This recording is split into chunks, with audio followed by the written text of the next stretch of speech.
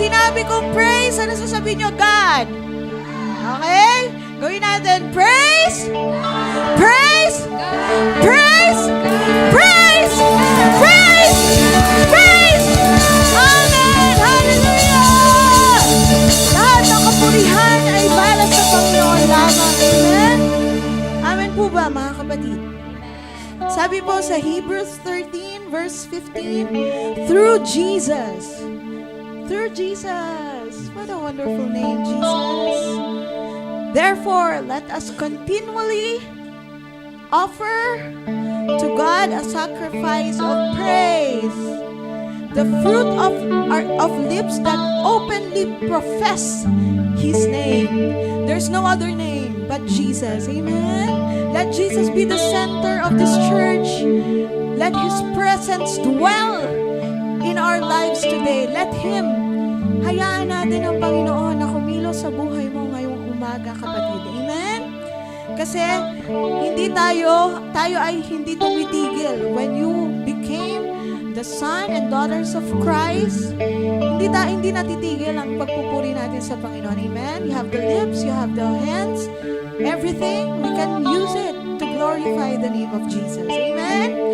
Minsan pa nga, when I say praise, you say praise! Praise! Praise! Amen! Hallelujah! Let's continue to praise our God.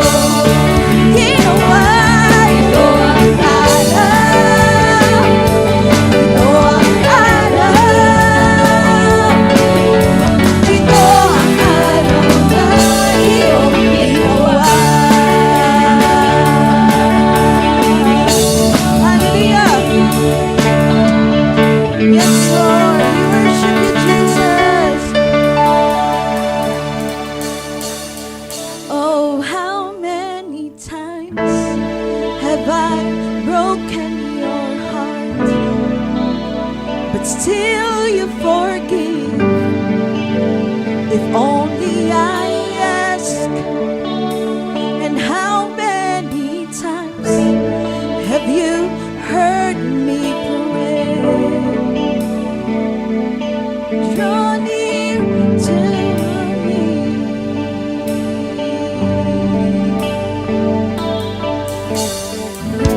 The Bible says po, God loves us while we are still sinners. Kaya sa mga oras na to, let's offer our worship to Jesus Christ who loves us the most. Come on.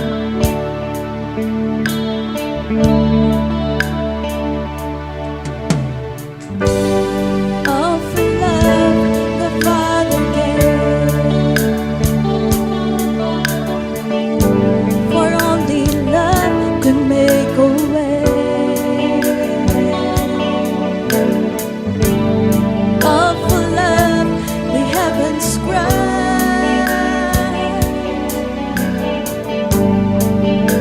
for love is crucified. Oh, how many times have I broken your heart, but still you forgive. If only I ask. And how many times have you heard me pray? Draw near to me.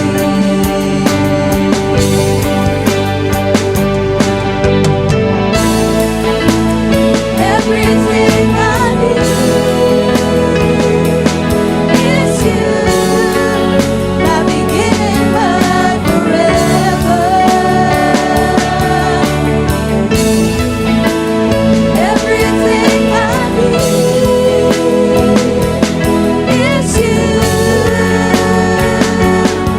It is you, Lord.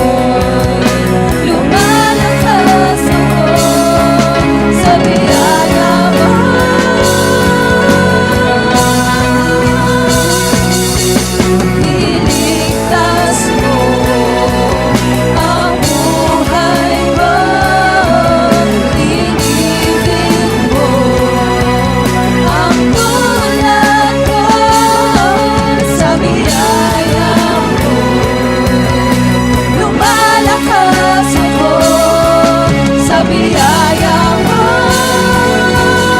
Minsan ba, iligtas mo kami, Panginoon. Ililigtas mo ang buhay ko. Inibig mo ang tulad ko sa biyaya mo. Lumalakas ako sa biyaya mo.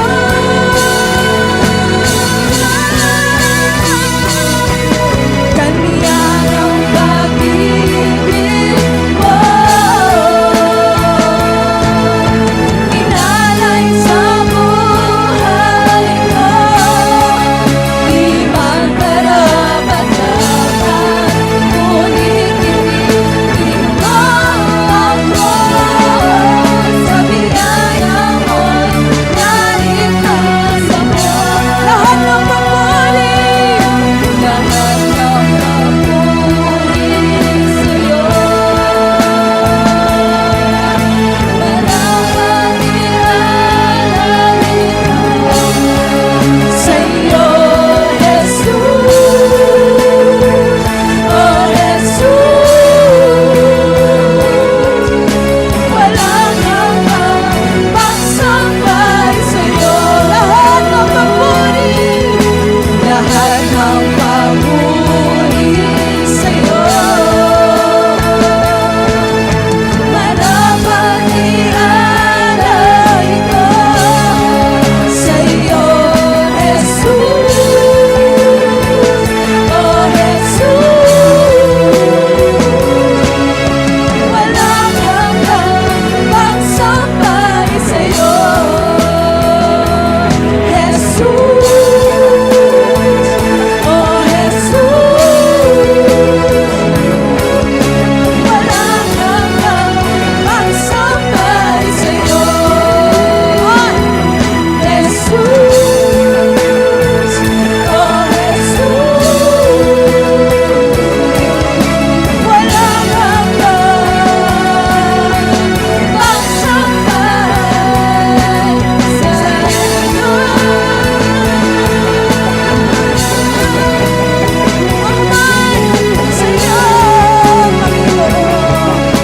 Inaanyayahan ko ang lahat. Buksan ang ating labi. Magsambit ng papuri sa Panginoon. Hallelujah! Itaas natin ang ating mga dalangin. Itaas natin ang ating mga bituin. Ang ating mga alalahanin. Ang ating mga problema sa Panginoon. Kung ikaw ay nahihirapan, kung ikaw ay nababagabag, magpuri ka sa ating Diyos. Hallelujah! Walang hanggang, walang hanggang, walang hanggang papuri. Diyos, oh, napakabuti mo, Diyos. Hallelujah!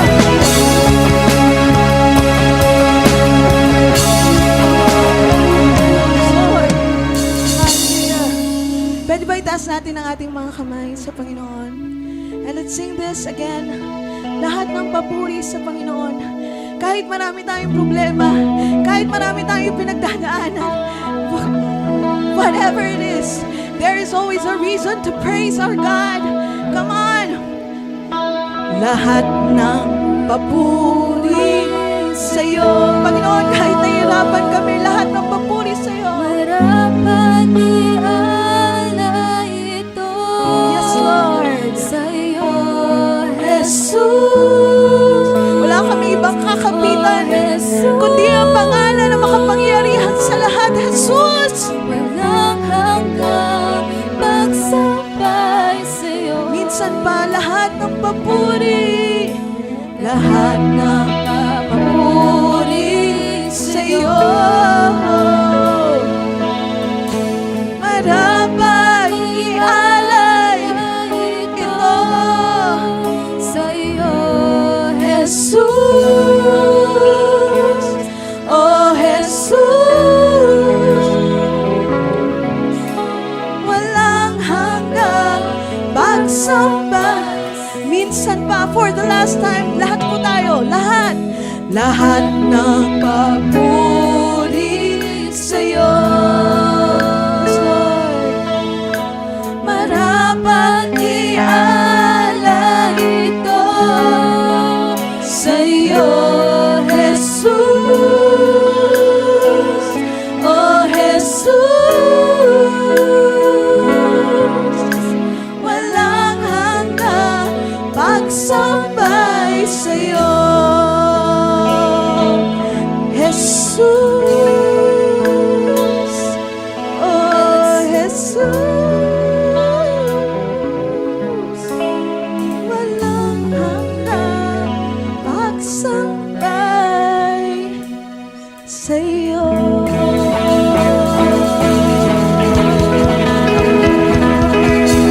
Dahil sa'yo, Panginoon. Amen. Sino po dito naramdaman ang presensya ng Panginoon sa ating kalagayan? Napakasarap po magpuri sa Panginoon. Lalo na pag nasa gitna po tayo ng mga pagsubok sa buhay or kahit kasiyahan man. Sabi po sa ating inawit, there is always a reason to praise. Amen? So your presence right now, dito po sa ating church, pagpapagal na ginagawa po natin, ay hindi mawawala ng kabuluhan. Amen?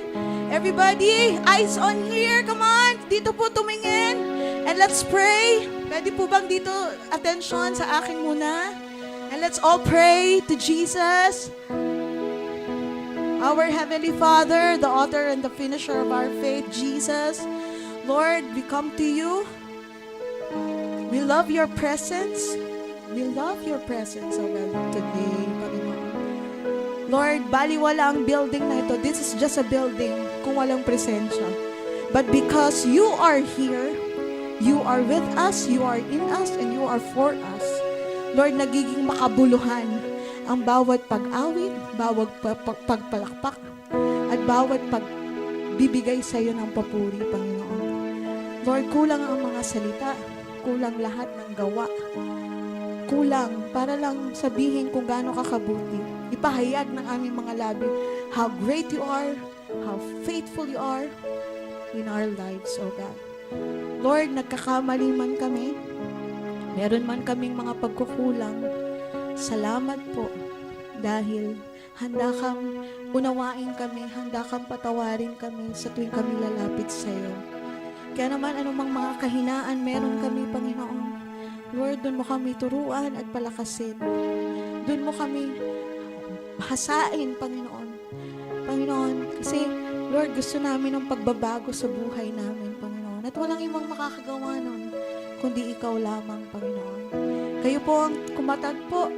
Bukas na bukas ang aming mga puso. Bukas na bukas ang aming mga tainga.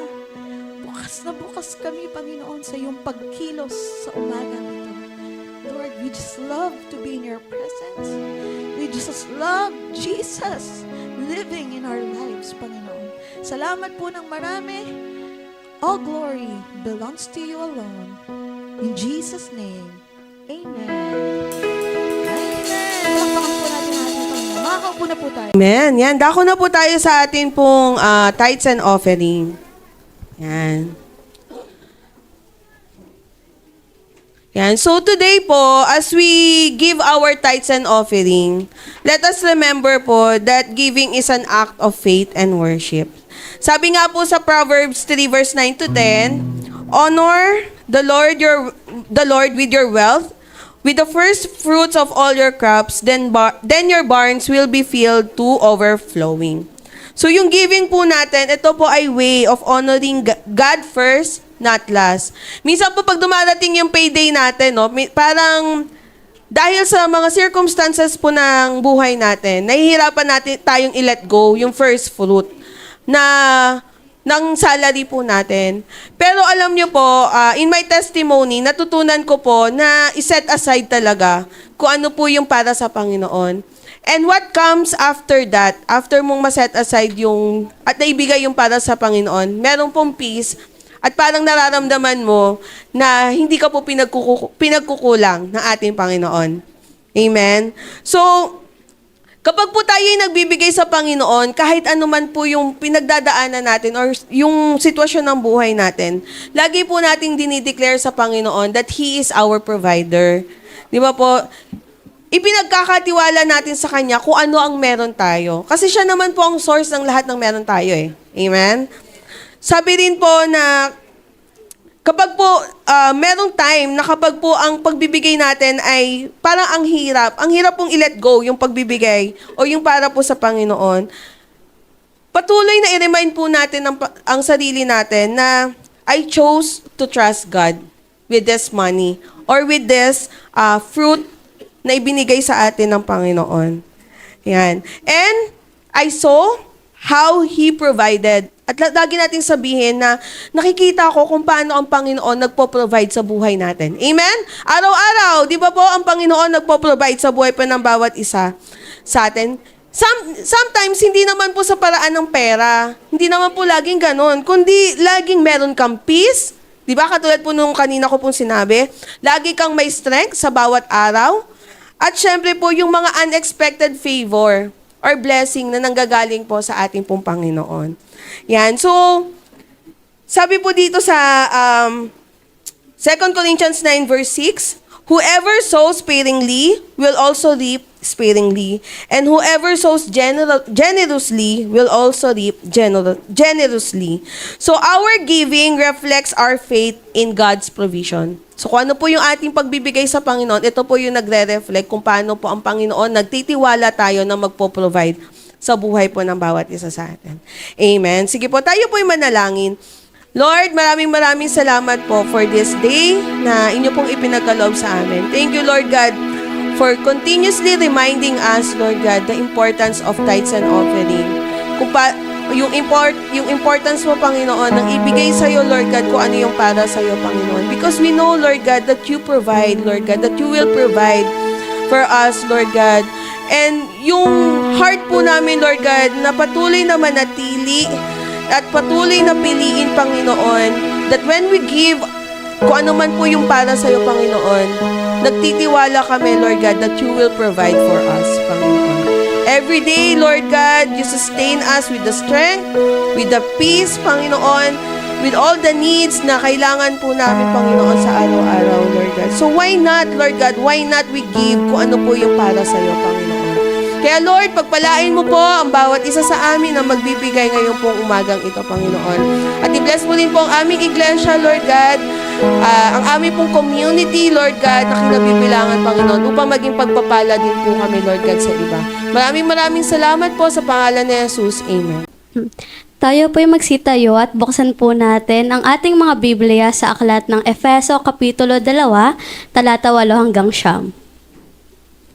Sapagkat dahil sa kagandahang loob ng Diyos, kayo ay naligtas sa pamamagitan ng pananampalataya. At ito'y kaloob ng Diyos at hindi mula sa inyong mga sarili. Hindi ito bunga ng inyong mga gawa, kaya't walang karapatang ipagmalaki ang sinuman. Tayo po, maaari na po tayo magsiupo. Magandang umaga po sa ating po lahat. Good morning. Opo, konting tiis na lang po talaga at makakaupo na po tayong lahat. No? Nakakatuwa po na tayo po ay pinupuno ng Panginoon every Sunday at ito po ay magandang indikasyon paglipat po natin doon sa bagong lugar na kung saan ay pinagtutulong-tulungan po nating lahat. No? Sa aspeto po ng lahat ng nananalangin, bahagi po kayo dyan.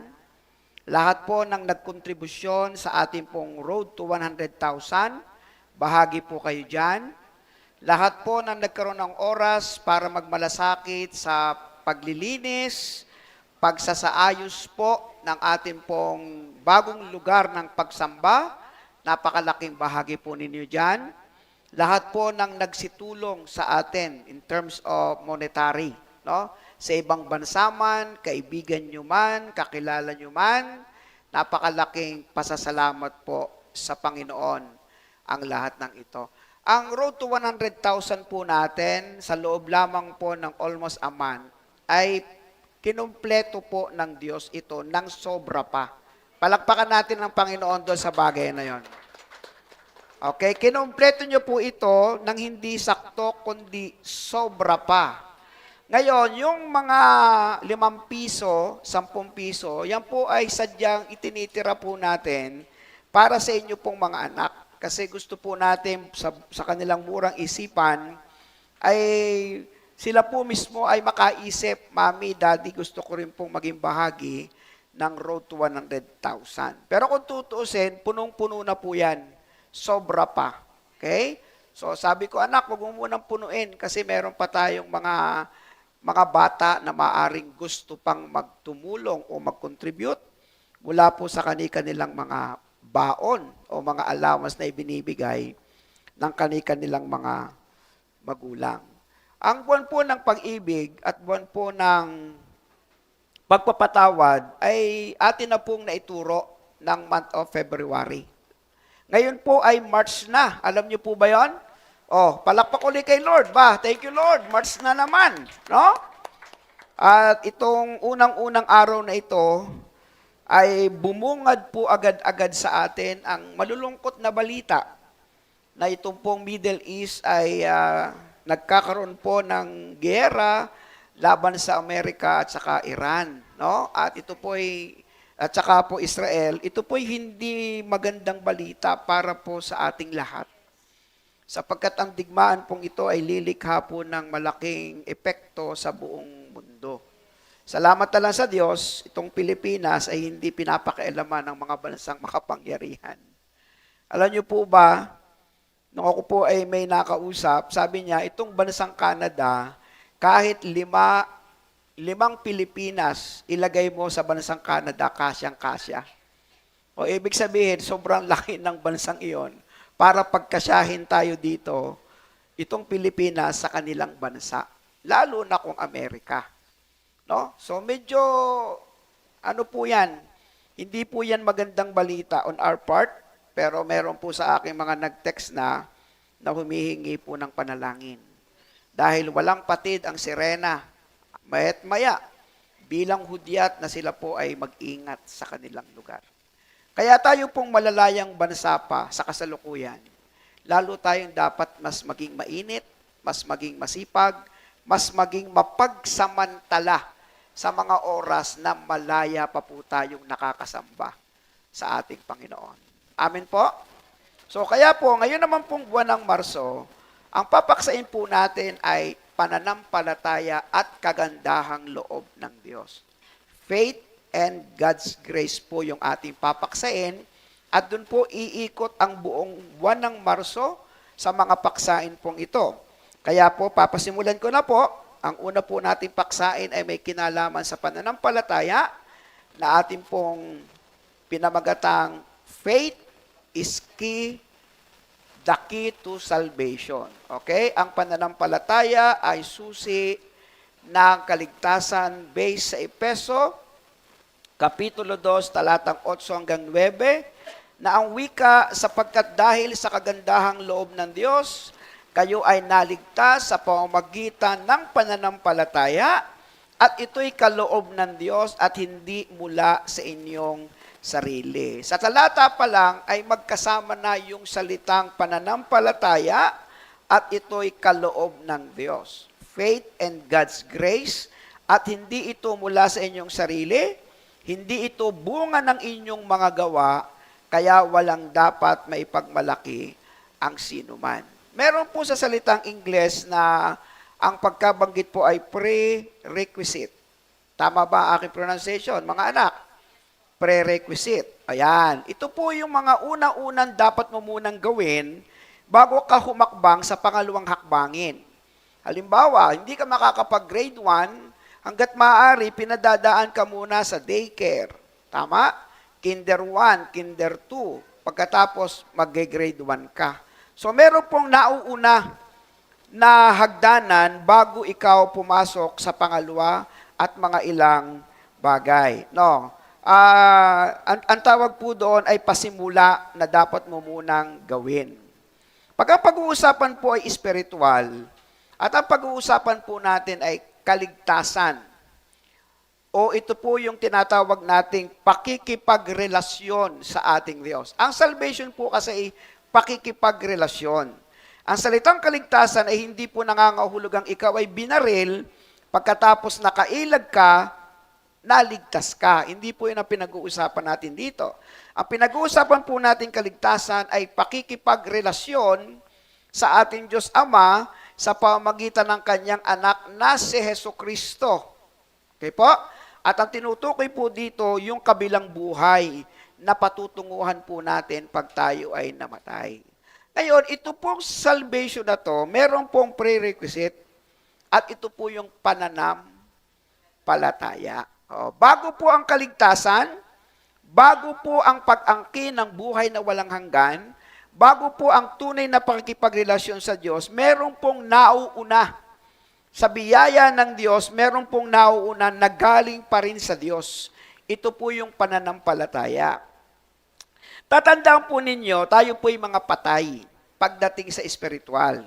Ibig sabihin po ng patay, wala siyang kakayahan sa kanyang sarili. Tama? Wala siyang buhay. Pero dahil po sa laki ng pag-ibig po ng Diyos, sa kanyang kagandahang loob, naglagay po siya ng buhay ng pananampalataya sa mga taong patay na tulad po natin. At yung pananampalataya pong iyon, ang siya pong nagiging susi para magkaroon po tayo ng maliwanag na relasyon sa ating Panginoon. Meron tayong mga biblical proof. Halimbawa, Roma 3:28. Basahin po natin. Kung gayon, maliwanag na sa pamamagitan ng pananampalataya, itinuturing na matuwid ang tao.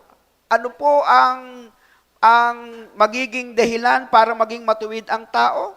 Sa pamamagitan ng pananampalataya at hindi sa pamamagitan ng pagtupad sa kautusan. So, iniisip po natin, pag tayo masipag sumimba, tayo po ay mahusay sa Biblia, tayo ay mapanalanginin, matuwid tayong tao. Meron pong nauuna pa. Para ikaw ay masumpungang matuwid sa harapan ng Diyos, merong unang nauuna pang hakbang. At ito po ay yung pananampalataya. Roma Kapitulo 5, talatang 1. Sapagkat napawalang sala na tayo, tingnan nyo, sa pamamagitan ng ating pananampalataya, mayroon na tayong mapayapang ugnayan sa Diyos sa pamamagitan ng ating Panginoong Hesukristo. Ang iniisip ng iba, parang mapawalang sala tayo, pagpakabait tayo, gumawa tayo ng mga bagay na maganda. Ang sinasabi ng Biblia, hindi. Ang sinasabi ng Biblia, merong nauna na nagpawalang sala sa iyo para makaugnay ka sa Panginoon. At yan ay yung pananampalataya mo sa Kanya. Parang upuan. Paano ka uupo dyan kung wala kang pananampalataya? Di ba upo na lang tayo ng upo? Ang pananampalataya natin ay nadoon sa gumawa. Tama po? Hindi na kayo nagtatanong. Basta bibili ka, pagkatapos uupo ka na. So, nauuna muna yung paniniwala at pagtitiwala bago mangyari at maging karanasan mo ang isang bagay. Kahit ang paghingi ng tawad sa Diyos, paano ka hihingi sa Diyos kung wala kang unang pananampalataya sa Kanya?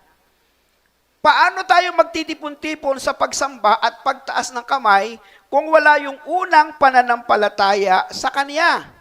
Juan, Kapitulo 3, talatang 16. Basahin po natin. Sapagkat gayon na lamang, kaya ibinigay niya, upang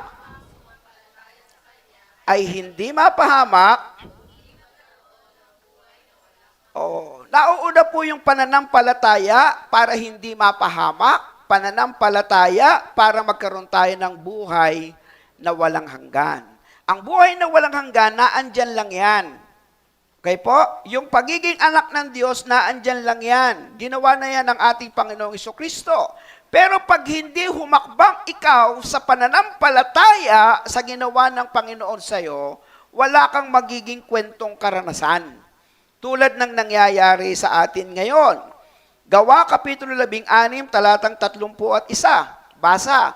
Sumagot naman sila, sumampalataya ka sa Panginoong Hesus at ikaw iyong buong sambahayan. Kita po ninyo? Naandyan po, nasa bungad ang salitang pananampalataya bago mapangyari ang pagliligtas ng Diyos na Kanya nang ginawa noong tayo ay makasalanan pa. Kaya ang tanong po dito, how faith and works relate in the Bible? Kinakailangan atin pong solusyonan para maintindihan po natin yung pananampalataya at gawa, paano ito pinag-ugnay ng Biblia. Number 1, faith without works is dead.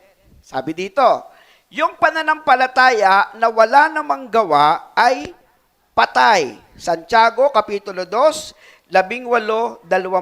Pakibasa po natin.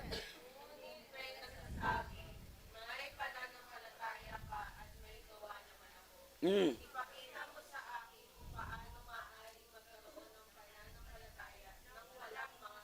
Mm.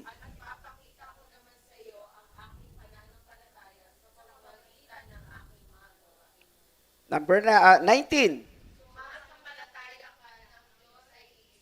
Mm.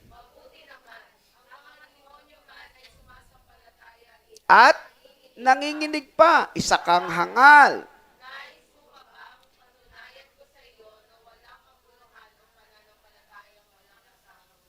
Ano ang susi para sa kaligtasan? Pananampalataya. Pag hindi mo ito buong pusong ilalagay sa puso, may epekto? Wala. Walang epekto yon kasi sa isip mo lang yun eh. Nakuha niyo po? Oh. Sa isip mo lang yon. Sabi dito, ang demonyo man nananampalataya, nanginginig pa nga eh. Pero ang tanong, ang demonyo ba totoong nananampalataya? Hindi.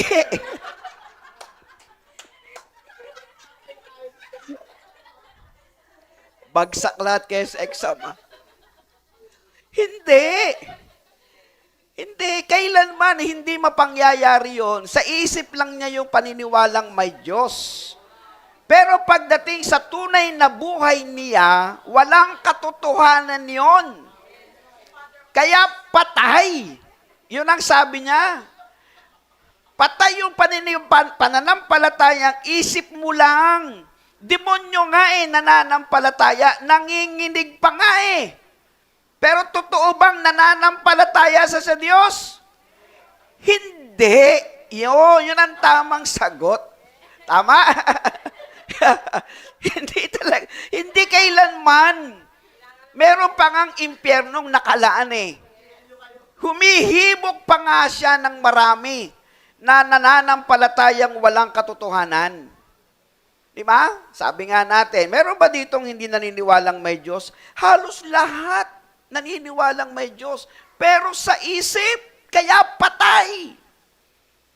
Kaya niyo po, dapat ilagay sa puso para mag-activate yung pananampalataya patungo sa magandang ginawa ng Diyos. So may mangyayari sa'yo. Magkakaroon ng total transformation ang buhay mo. Magkakaroon ng totoong pagbabago kasi totoo at buhay yung pananampalatayang inilipat mo. So ano po yung susing puntos po dito? James says faith by itself without action is useless. Yun ang sabi ni James. Ang pananampalatayang walang nakikita sa buhay mo, patayan. Zero yan. Hindi yan totoo. Nagkukunwari ka lang Christian. Nagkukunwari ka lang masipag sa pagdalo. Pero ang totoo, hindi talaga nagseseryoso ang puso mo. Ano ang halimbawa? Abraham was justified by offering Isaac. Mahirap yun.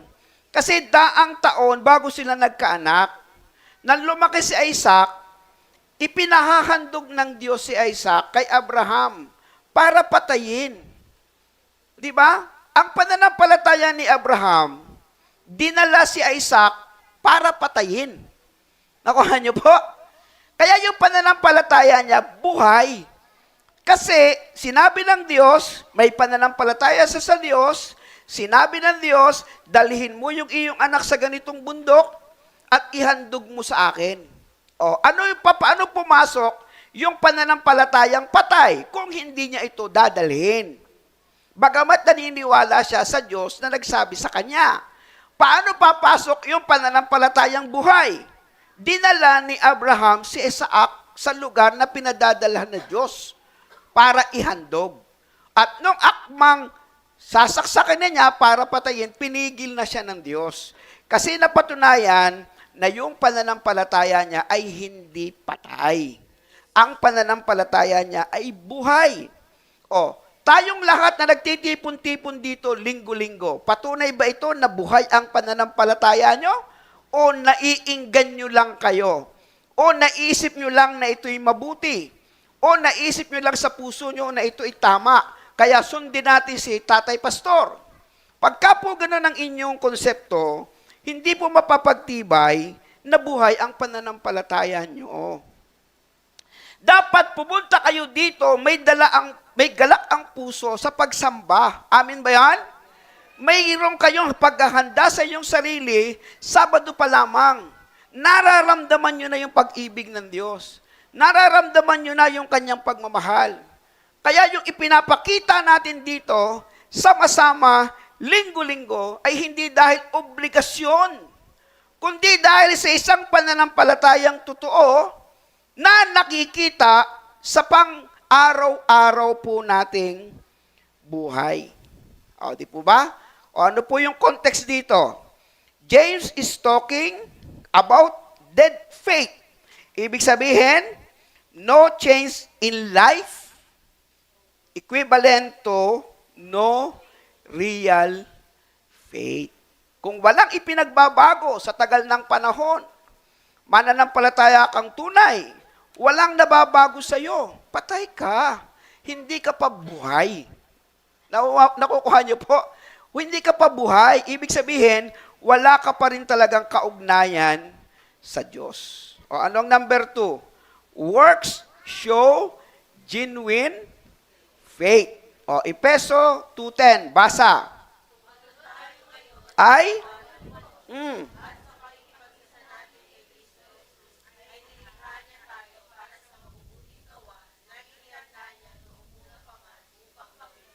Oh, sa original na plano ng Diyos, ito yung gagawin mo.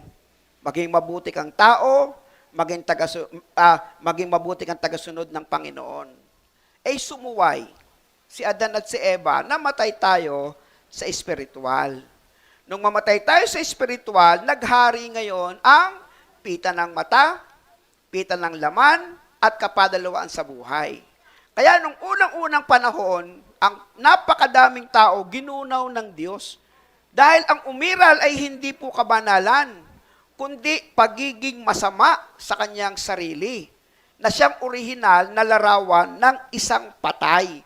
Ibig sabihin, walang Diyos sa kanya. Kaya ang nasa kanya ay kasalanan sa reforma at gabay pa ni Satanas. Kaya sulsul ng sulsul. O, nakukuha niyo po? Ang ginawa ng Diyos, hindi nga kaya. Sa mga hayop na handog, ibinigay si Jesucristo sa atin. Gayon na lamang ang kanyang pag-ibig, inihandog niya ang kanyang kaisa-isang anak sa atin. Ay patay ito. Doon pumasok ang biyaya ng Diyos. Okay? Binigyan tayo ng panibagong pag-asa.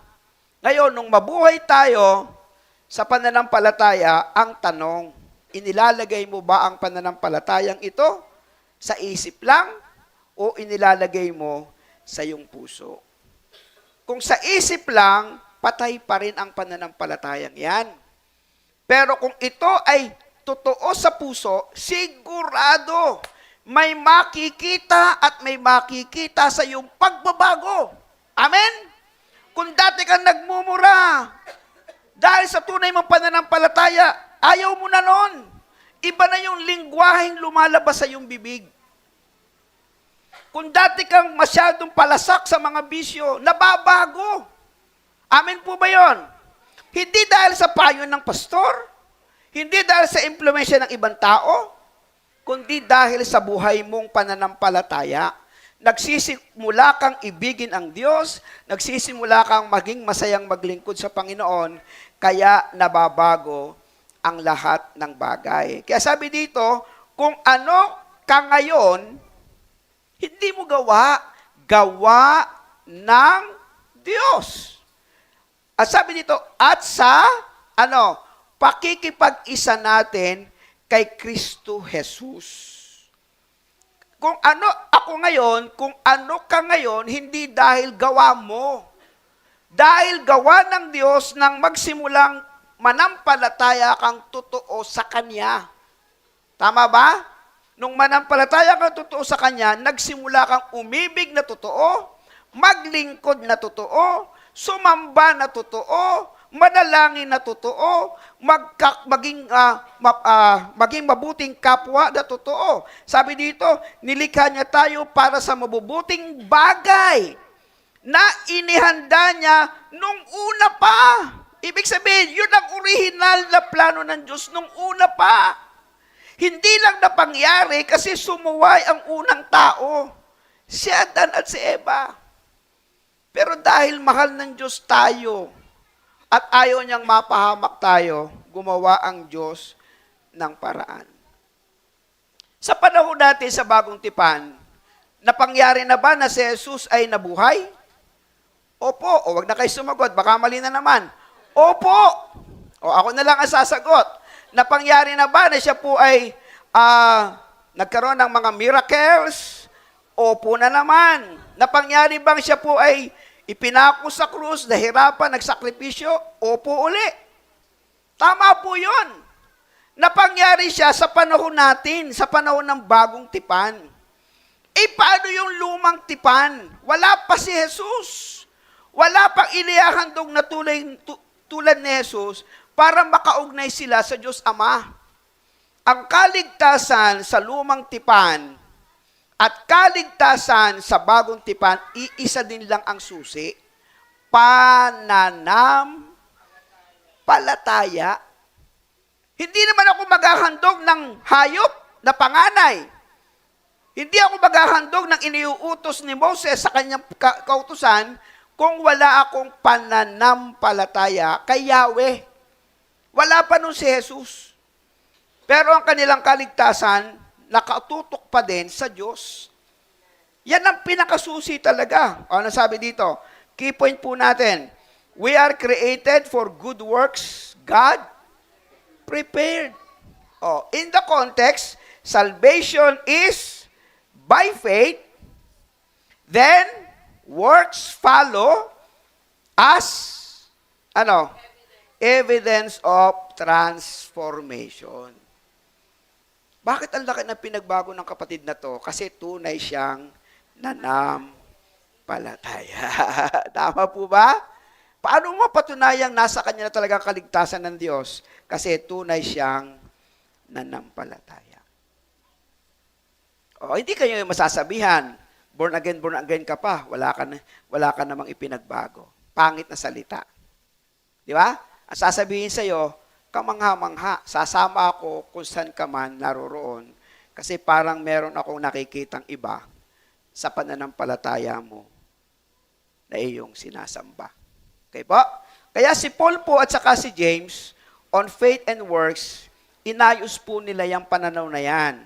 Halimbawa, si Paul, sa aklat ng Roma at sa aklat ng Galatia, pinakita niya faith alone justifies. Tama o mali? O ako na ulit sasagot. Tama na naman. Okay? Faith alone justifies. No? Ang pananampalataya talaga ang nagpapawalang sala. Focus on how we are saved. Pagdating kay James, ito, intindihin, faith without works is useless. Focus on evidence of your faith. Pareho silang tama. Ang totoong susi ng kaligtasan, pananampalataya lang.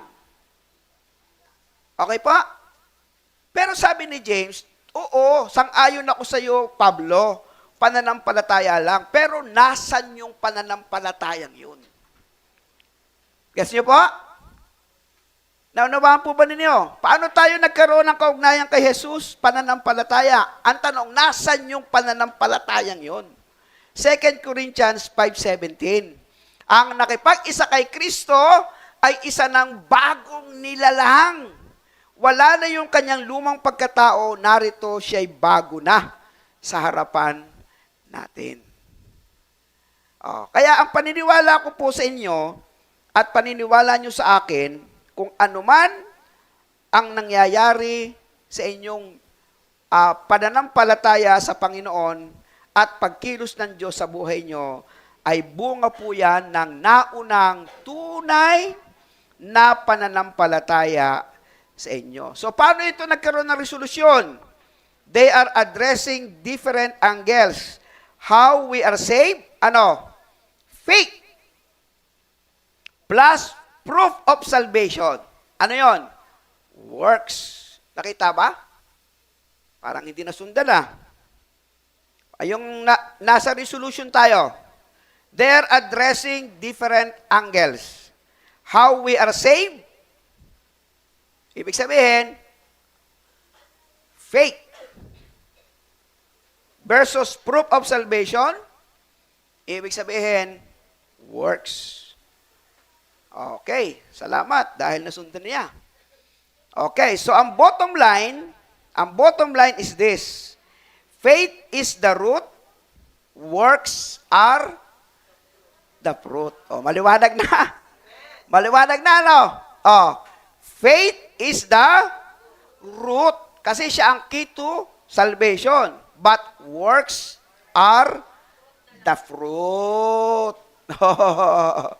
Yung bunga ng pagsasama-sama natin, bunga yan ng tunay na ugat na umugnay sa tunay na puno. Genuine faith changes how we live. Galatians 5:6, faith working through love.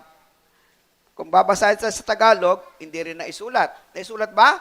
Ayan, sapagkat kay Kristo Jesus ay hindi ang pagtutuli ni ang di pagtutuli ang anumang bagay, kundi ang pananampalatayang gumagawa sa pamamagitan ng pag-ibig ng Diyos sa atin. Okay? So, faith shows serving others. Example of how faith and works play out in everyday life. Ito na. Ano ang patunay na ng ating pananampalataya at gawa ay nakikita sa araw-araw? Number 1, serving others. Sa ilalim niyan ay pananampalatayang nakikita, volunteering at a local shelter or helping a neighbor in need. Natututo tayong makipagkapwa na totoo, hindi plastic, hindi nagkukunwari, kundi totoo. Letter B, works follow. Kasunod noon, yung ating mga gawa. Acts of kindness reflect trust in God's call to love others. Matthew 25:31 to 46. And number 2, kagaya ng pinag-aralan natin, forgiving someone. Paano ipinapakita ang pananampalataya? Letter A, faith shows choosing to forgive because you believe God forgives you. Kita nyo? Nauuna talaga Nauuna ang pananampalatayang ang Diyos ay nagpapatawad para ikaw ay magkaroon ng pagkilos na magpatawad. Paano ito isa sa buhay? Works follow. Letting go of grudges. Naaalis na yung mga grudges. Reflects faith in God's grace. Napapatawad mo yung dapat patawarin, inaalis mo kung ano yung nasa sa kalooban mo. Efeso 4:32, meron ba nakasulat? Ito, basahin natin. At kayo'y mangagpakabait, patawaran kayo sa isa't isa, gaya naman, ayun. Kahit po sa number 3, handling money wisely. Di ba, meron tayong mga tithes and offering. Mauuna yung pananampalataya bago kayo magbigay. Tama ba? Kasi pag wala yung pananampalataya, magdarabog kayo. At mag-iisip kayo ng hindi maganda dito sa ating grupo. Pera-pera na lang, may panga road 100 pa, bukod pa yung offering, bukod pa yung tithes, pati mga anak ko. Di ba? Kinukulit, magbigay 5 piso. Para sa ba yung perang yan? Salita yan ng walang pananampalataya pagdating po sa pagbibigay. Nauuna palagi eh. Pag naunawaan na ito ng pananampalataya, hindi na issue sa kanya ang mag-tithes and offering. Dinadala na niya yan. Inihahanda na. Kusa ng kumukuha ng lagayan. Nakukuha niyo po? Yan po yung sinasabi ng ating pag-aaral. O, paano pinapakita ang pananampalataya?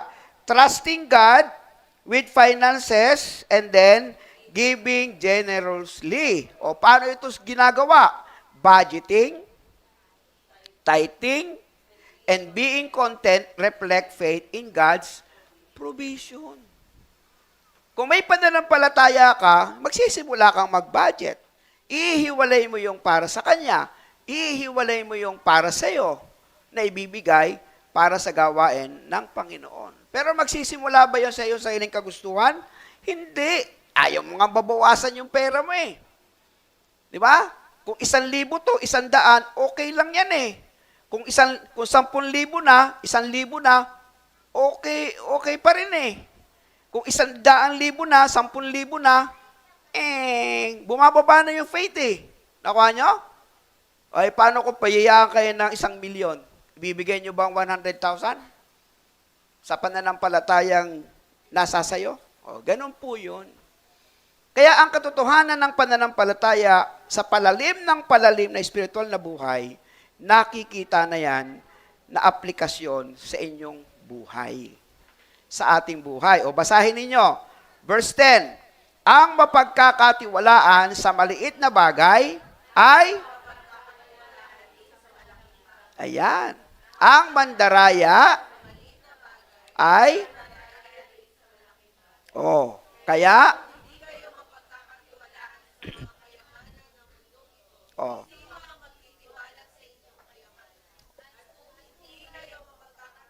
sa kayamanan ng iba, walang aliping maaaring maglingkod sa dalawang Panginoon. Kamumuhian niya ang isa at iibigin ang ikalawa. Paglilingkuran ng tapat ng isa at hahamakin ng ikalawa. Hindi kayo maaaring maglingkod sa Diyos at sa kayamanan.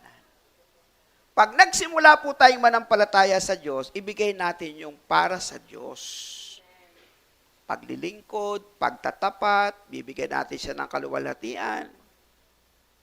Sasambahin natin siya, mananalangin tayo, babasahin natin ang Biblia, kasi ang pananampalataya mo ay para sa Diyos. Ngayon, kung wala ikaw pananampalataya para sa Diyos, lahat na ng dahilan sasabihin mo para ikaw ay ma-exempted yung ipinagagawa ng Diyos sa iyo. Kaya ano po yung pang-apat? Standing up for what is right. Tumayo tayo kung ano talaga ang tama. Letter A. Paano ito pinapakita ng pananampalataya? Speaking out against injustice because you believe in God's justice. Tingnan nyo? Contrast siya sa gusto ng Diyos. Naunawaan po nyo? Contrast talaga siya sa gusto ng Diyos. Ito ang gusto ko, pero ito ang gusto ng Diyos. Saan mo ipapakita yung pananampalataya mo? Paano ito ipinapakita sa gawa? Advocating for the marginalized reflects faith in God's heart for justice. Ano ang sabi ng Micah 6:8? Itinuro na niya sa inyo kung ano ang mabuti, ito ang nais ni Yahweh. Sabay-sabay. Maging makatarungan ka sa lahat ng bagay, patuloy mong mahalin ang iyong kapwa, at buong pagpapakumbabang sumunod ka sa iyong Diyos. Di ba? Nakikita ito maging sa ating buhay. Na panglima, pursuing personal growth. Ito na pala yung pinakahuli. Pursuing personal growth. Paano ito pinapakita ng pananampalataya? Striving to be more like Jesus in character. Nakikita ito sa refleksyon ng buhay ko at refleksyon ng buhay mo. Nagiging kapansin-pansin kayo. Dati, ayaw-ayaw nilang mag-church talaga, pero ngayon, walang absent. Mga ganon. Nakikita eh. Di po ba? Dati, pag may mga gawain, tinatamad sila. Pero ngayon, ang sisipag nila ngayon. Katulad ng nangyayari sa atin ngayon. Ito po yung refleksyon ng tunay na pananampalataya natin sa Panginoon. Amin ba yan? O, paano po susunod ang mga gawa dito? Works follow. Practicing self-control, humility, and patience reflect faith in God's transforming power. Pilipos Kapitulo 2, talatang 12 hanggang 13. Sabay-sabay nating basahin. Kaya nga mga minamahal, tulad ng inyong buong pusong pagsunod nung ako'y kasama pa ninyo, lalo kayong maging masunurin ngayong ako'y malayo sa inyo. Pag sumikapan ninyong sabay-sabay, wala. Ay, di bale. Wala problema naman yon. O, di sundin natin yung version ninyo. Kaya nga mga minamahal ko, kung paano lagi kayong sumunod ng ako'y kasama ninyo, lalo na ngayong wala ako. Patuloy niyong pagsikapang makamtan ang kaligtasan ninyo ng may takot at panginginig, sapagkat ang Diyos ang gumagawa sa inyo upang naisin at may sagawa ang kanyang kalooban. O, naintindihan na po natin ang mensahe ng Diyos sa atin. Ang mensahe ng Diyos sa atin ngayon, iisa lang. Patunayan nyo yung pananampalataya nyo sa Diyos. Para yung tunay na kaligtasan ng pagiging anak natin at yung buhay na walang hanggan na ibinigay ng Diyos sa atin ay maging totoo na maging karanasan natin. O, hindi ito yabang, hindi ito pagmamalaki. Ito ang sinabi ng banal na kasulatan sa atin na meron tayong pananampalataya. O, dadako ulit tayo sa banal na hapunan. Habang ipinamimigay po ito, awitin po natin yung walang hanggan pagsamba sa iyo. Napakagandang awit, akmang-akma dito sa ating paksain at akmang-akma dito sa ating banal na hapunan. O, habang ipinamimigay, awitin po natin ang awiting walang hanggang pagsamba sa iyo. Sige. Pamigay lang po natin yan. Tanggapin niyo po ang banal na hapunan. Muli po nating aalalahanin ang mabuting ginawa ng Diyos sa atin. Dahil sa pag-ibig ay iniwan mo ang langit na iyong Bawit po tayo. Habang tumatanggap tayo. sinasamba. Lahat ng may pananampalataya, may karapatan na tumanggap ng banal na hapunan sa araw na ito. Lahat ng may pananampalataya, huwag niyong pipigilan na hindi sila tumanggap ng banal na hapunan.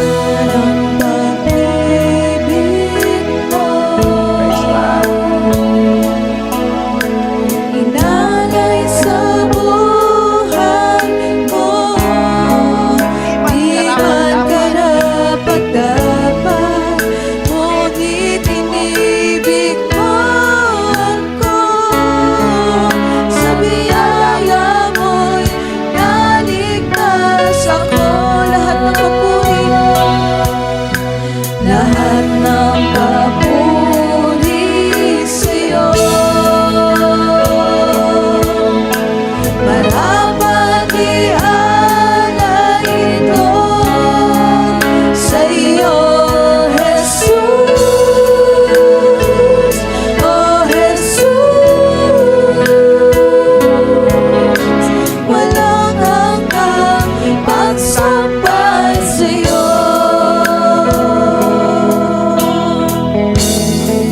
Ganda, napakagandang awitin. Nang dahil sa pag-ibig ay ganito.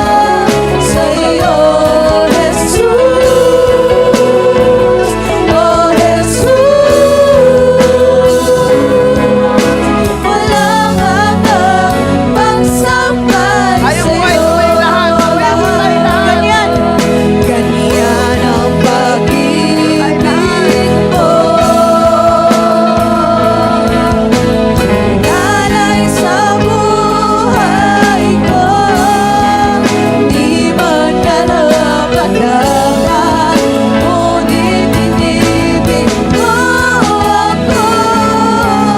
Sa biyaya mo'y naligtas ako. Lahat ng papuri sa'yo. Marapan ialay ito sa'yo, Jesus. Oh, Jesus. Walang hanggang pagsambay sa'yo, Jesus. Jesus. Oh, Jesus. Walang hanggang pagsambay sa'yo, Jesus. Oh, Jesus. Walang hanggang pagsambay sa'yo.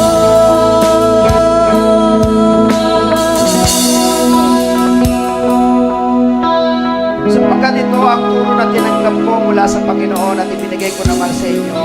Noong gabi sa ipagkanulo, ang Panginoong Hesus ay dumampot ng tinapay, nagpasalamat at pinagpira-pira sa iyon at sinabi, ito ang aking katawan na inihahandog para sa inyo. Gawin ninyo ito bilang pag-alaala sa akin. Sabay-sabay po natin kayo.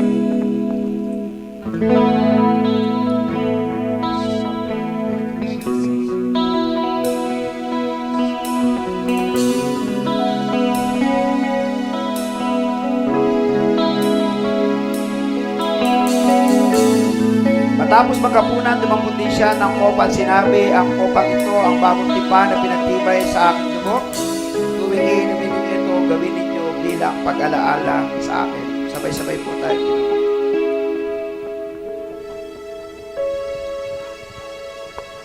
Sapagkat tuwing kakain kayo ng tinapay na ito at iinom sa kopang ito, pinapahayag ninyo ang kamatayan ng Panginoon hanggang sa kanyang muling pagparito.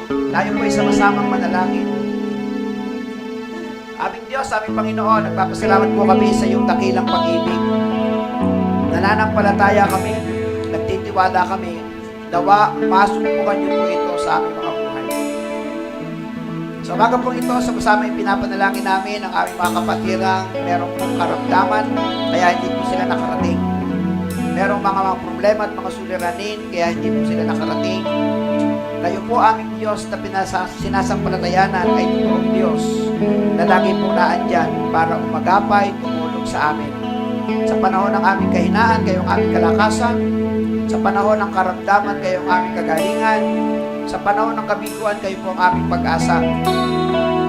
Aming Panginoon, inaalala po namin ang digmaan ng Iran, Amerika, Israel, at iba pang nasa Middle East. May mga kapatiran po kaming naapektuhan, mga kapwa Pilipino, at lalo po ang mga sibilyan na hindi naman dapat madamay sa kaguluhan po ng mga kapangyarihang mga bansa. Pagpalain po namin, gabi pananalangin, magkaroon po kayo ng intervensyon, Panginoon. Pamagitan po kayo sa mga bansang ito.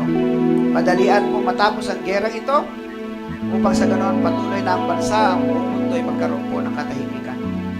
Patuloy namin pinapanalangin ang mismong bansa po namin. Napakahirap ng bansang ito dahil po masyadong mapolitika. Halata, Panginoon, ang mga korupsyon at katiwalian. Kaya naman kami nananalangin mula sa aming Pangulo, Vice Pangulo, Congressman, Senador, Gobernador, Mayor, Barangay Captain, at lahat, Panginoon, ang namiminuno. Huwag na ba po maapektuhan sa politikang ito ang kahirapan ng bansa at ang pag-unlad at masayang pamilya na meron po kami. Salamat kahit maliit lang kami sa bilang. Salamat dahil kami po sa anumang paraan ay nakapagbibigay ng kaluwalhatian sa iyo. Kaya naman sa Diyos na napakamapagmahal, umibig sa amin ng wagas ng ngayon na lamang na ang kanyang kaisa-isang anak na si Jesus ay pinagkaloob sa amin, tinanggap sa aming puso, nilagay ang pananampalataya bilang aming Panginoon sa ilit tagapagligtas. Sa banal na Espiritong tatakot katibayan ng aming kaligtasan, ang siya nawang mag-ingat sa amin. Mula ngayon at magpakailanman.